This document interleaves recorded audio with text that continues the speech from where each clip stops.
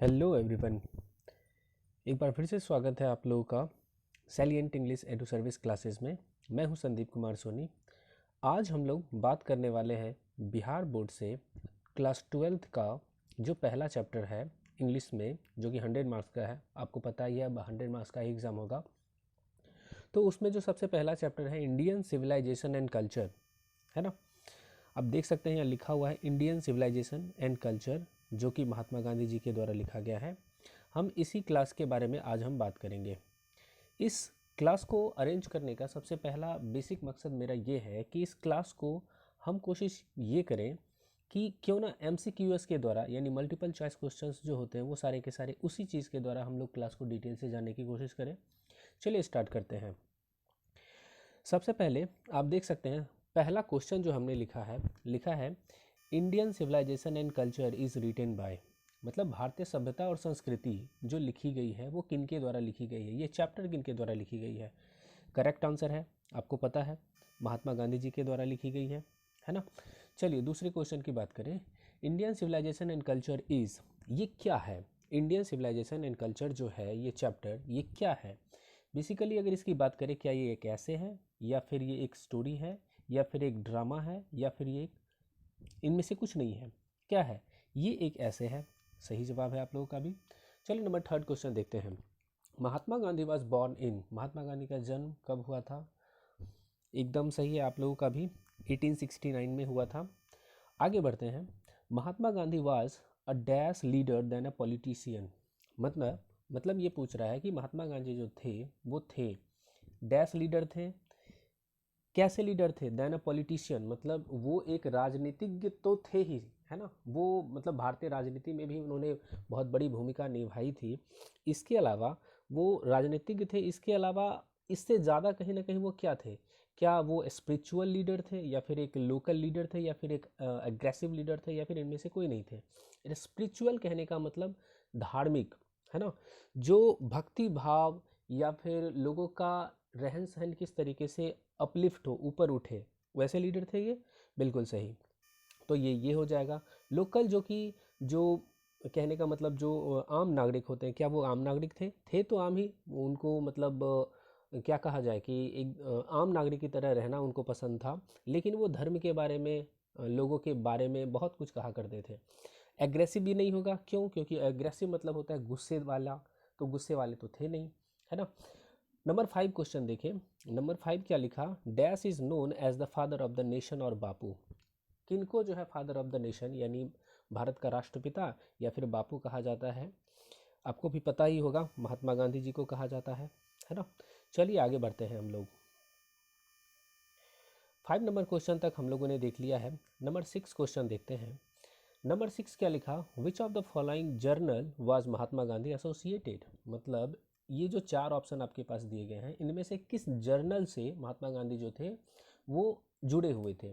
Journal कहने का मतलब ये कोई मैगजीन भी होता है, या फिर ये कोई न्यूज़पेपर भी होता है, या फिर ये एक ऐसी कोई ग्रंथ होती है, पुस्तक होती है जिसमें कि आप अपने बारे में डिटेल लिखते हैं, उसी को जर्नल कहा जाता है। तो ये किस जर्नल से रिलेटेड थे। यंग इंडिया, या फिर इंडियन मिरर, या फिर न्यू इंडिया, या फिर बॉम्बे क्रॉनिकल, किससे रिलेटेड थे। करेक्ट जवाब है आप लोगों का भी, यंग इंडिया से रिलेटेड थे।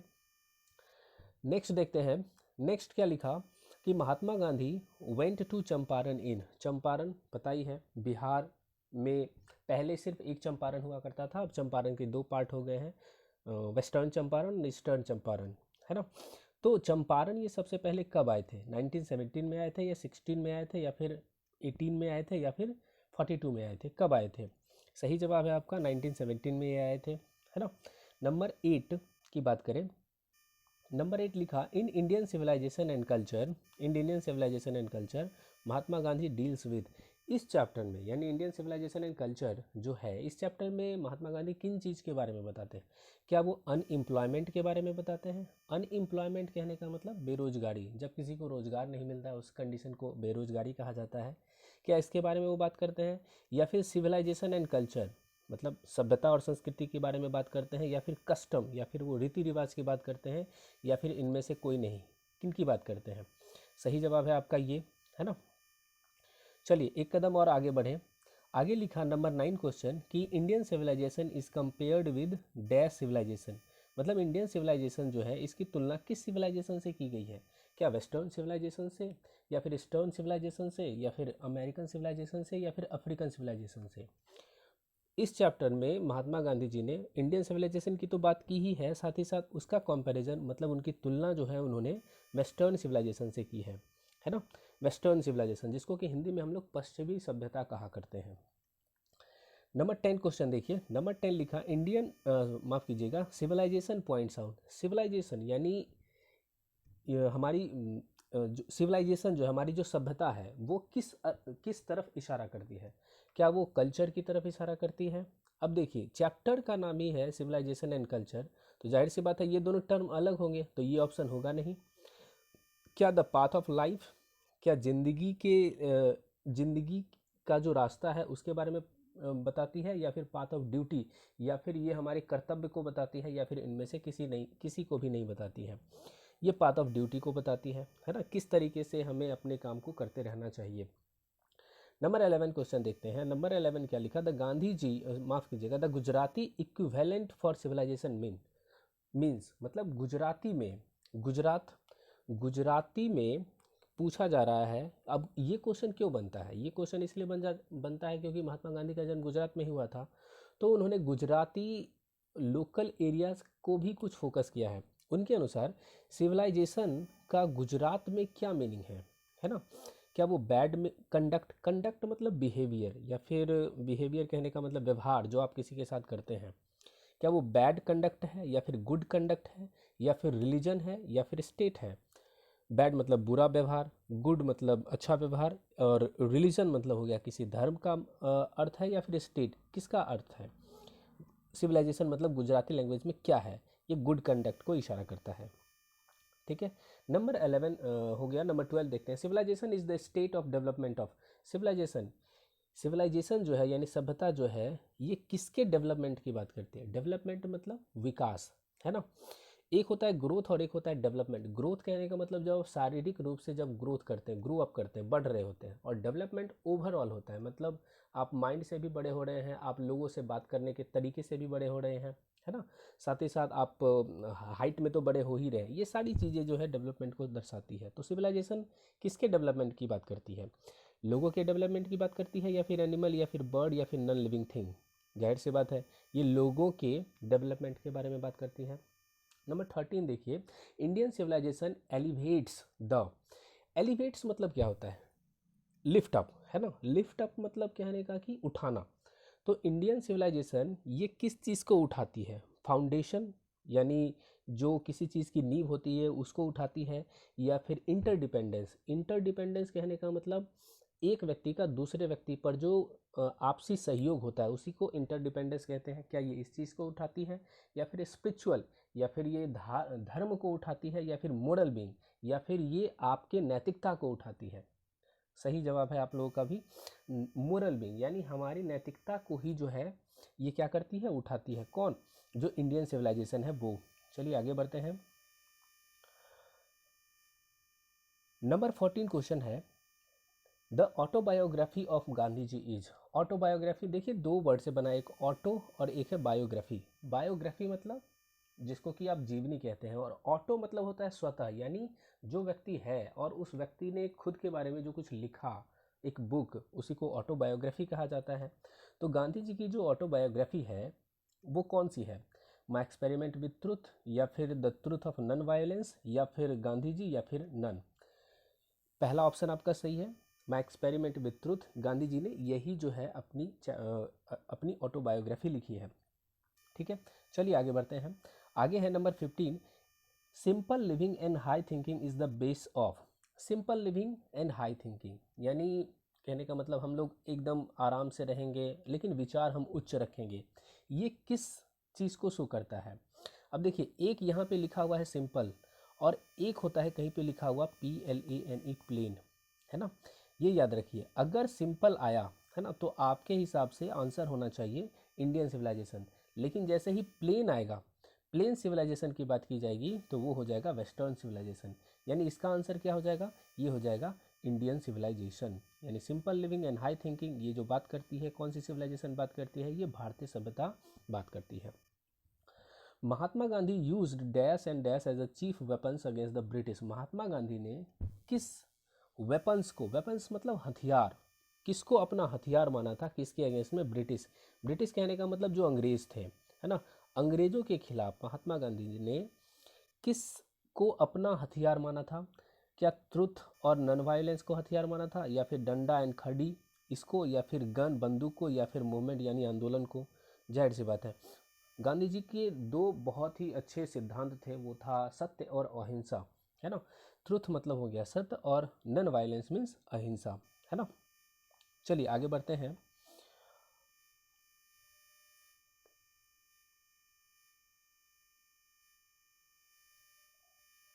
चलिए 70 नंबर क्वेश्चन हम देखते हैं। 70 नंबर क्वेश्चन लिखा कि Indian glory is that, India की जो महिमा है, इंडिया की जो गाथा है, ये क्या है? कि मतलब भारत जो है वो कैसा है, मूवेबल है, मतलब जो कि बदलता रहता है ऐसा है, या फिर जो इमूवेबल है, जो कि बदलता नहीं है, या फिर इग्नोरेंट, इग्नोरेंट कहने का मतलब ज्ञान का अभाव जो होता है ना, ये है, या फिर इन सभी चीज़ की है। तो भारत जो है, अभी भी भारत की छवि की अगर हम बात करें तो भारत की छवि ऐसी बनी हुई है पूरे विश्व भर में कि वो क्या करते हैं कि जो चीज़ें हैं वो बेसिक और मॉडल के द्वारा वो जानी जाती है। मतलब भारत में जो पहली चीज़ें हुआ करती थी वो अभी भी विद्यमान है, अभी भी है। तो भारत की जो सभ्यता है, जो संस्कृति है, वो इमूवेबल है ना, ये बदलती नहीं है, जैसे पहली थी अभी भी वैसी ही है। 18 number, the mind is a restless dash, the more it gets the more it wants. Mahatma Gandhi ji ने ये एक बहुत अच्छा लाइन कहा है, और ये क्वेश्चन बहुत ही ज़्यादा कई बार पूछा भी गया है एग्जाम में, कि महात्मा गांधी ने कहा है कि हमारा माइंड जो है वो एक रेस्टलेस है, मतलब ये कभी भी स्थिर नहीं रहता है। माइंड कभी भी स्थिर नहीं होता है। मनुष्य का दो पार्ट बॉडी का ऐसा होता है जो कि हर हमेशा काम कर रहा होता है। एक तो होता है मनुष्य का माइंड, और दूसरा होता है क्या, हार्ट, है ना, जो हमेशा चल रहा होता है, मरते दम तक ये चलता है। तो किसको माइंड जो है वो किस तरीके का है, बर्ड के तरीके से रेस्टलेस है ना। आप इसको जितना और ज़्यादा डिमांड करवाने की कोशिश करेंगे वो और ज़्यादा एक्साइटमेंट में आगे बढ़ते रहेगा, है ना। मतलब हमारा माइंड क्या है कि हम जितना ज़्यादा इसकी पूर्ति करते हैं ये और ज़्यादा मांगने की हमेशा आगे कोशिश करते रहता है। चलिए 19 नंबर देखते हैं। Gandhi ji was no hater of, Gandhi ji को नफरत नहीं हुआ करता था, किससे? नॉर्थ से, साउथ से, वेस्ट से, या फिर ईस्ट से? अब देखिए ईस्ट से, ईस्ट कहने का मतलब क्या, माफ़ कीजिएगा, ईस्ट नहीं होगा, माफ़ कीजिएगा, ये वेस्ट होगा। कहने का मतलब ये कि गांधी जी जो थे वो नफरत नहीं किया करते थे। भले ही इस चैप्टर में उन्होंने वेस्टर्न सिविलाइजेशन की बहुत ही आलोचना की है, लेकिन कुछ चीज़ें हर एक में ऐसी होती है जिसके की द्वारा आप उसके जो है बहुत ही ज़्यादा प्रशंसक हो जाते हैं। ठीक उसी तरीके से इस चैप्टर में भी कुछ चीज़ें ऐसी गांधी जी को लगी है कि उन्होंने वेस्टर्न सिविलाइजेशन का बहुत ज़्यादा जिक्र किया है, तो ये वेस्टर्न सिविलाइजेशन से उतना ज़्यादा नफरत नहीं किया करते थे, है ना। नंबर 20 देखिए, our ancestors enjoyed dash rules. हमारे जो एंसेस्टर थे, एंसेस्टर कहने का मतलब पूर्वज, हिंदी में समझिए इसको पूर्वज कहते हैं, है ना। या फिर हम एक और शब्द इंग्लिश में लेते हैं, फोर फादर भी इनको कहा जाता है ना। तो गांधी जी जो थे ये यही कह रहा है कि आवर एंसेस्टर, हमारे जो पूर्वज थे, वो किस तरीके के रूल्स को एंजॉय किया करते थे, है ना। तो नोबल, या फिर होम, या फिर फाइन, फाइन या फिर गुड, मतलब उनको घर ही उनका सबसे अच्छा हुआ करता था, है ना। वो घर में ही रहा करते थे, दूसरे जगह जाने की कोशिश नहीं किया करते थे, है ना। एक क्वेश्चन और आज हम देखेंगे, और ये क्वेश्चन हमारा आज की क्लास का लास्ट क्वेश्चन होगा। अगली क्लास में हम लोग इसके बाद जो बच गए हैं सारे के सारे हम उसको कवर करेंगे। Dash were satisfied with small villages, कौन जो थे वो बहुत ही ज़्यादा संतुष्ट थे, भले ही उनके पास क्या था, स्मॉल विलेजेस, मतलब छोटे छोटे गांव हुआ करते थे। क्या रोमन्स थे वो, या फिर जर्मन्स थे, या फिर आवर एंसेस्टर्स, हमारे पूर्वज थे, या फिर ऑल, ये सारे के सारे थे। जाहिर सी बात है हमारे एंसेस्टर्स थे। हमारे एंसेस्टर्स, या फिर अभी हम लोग भी खुद की बात कर लें, है ना, बहुत लोग हमारे पास अभी भी ऐसे हैं कि उनको थोड़ा में ही संतुष्टि हो जाती है, मतलब थोड़ी चीज़ों की ही उनकी पूर्ति कर दी जाए, वो संतुष्ट हो जाते हैं, है ना। तो इसका आंसर हो गया आवर एंसेस्टर्स। चलिए आज की क्लास के लिए फ़िलहाल इतना ही, मिलते हैं हम लोग नेक्स्ट क्लास में। और हाँ, और ये वीडियो अगर आपको अच्छी लगी हो तो प्लीज़ हमारे चैनल को सब्सक्राइब कीजिए और लाइक बटन पे प्रेस कीजिएगा। और साथ ही साथ और इस चैप्टर को लेकर के और क्या डिटेल आप अगर जानना चाहेंगे तो हमें प्लीज़ कमेंट बॉक्स में बताइएगा। Thank you very much for this class.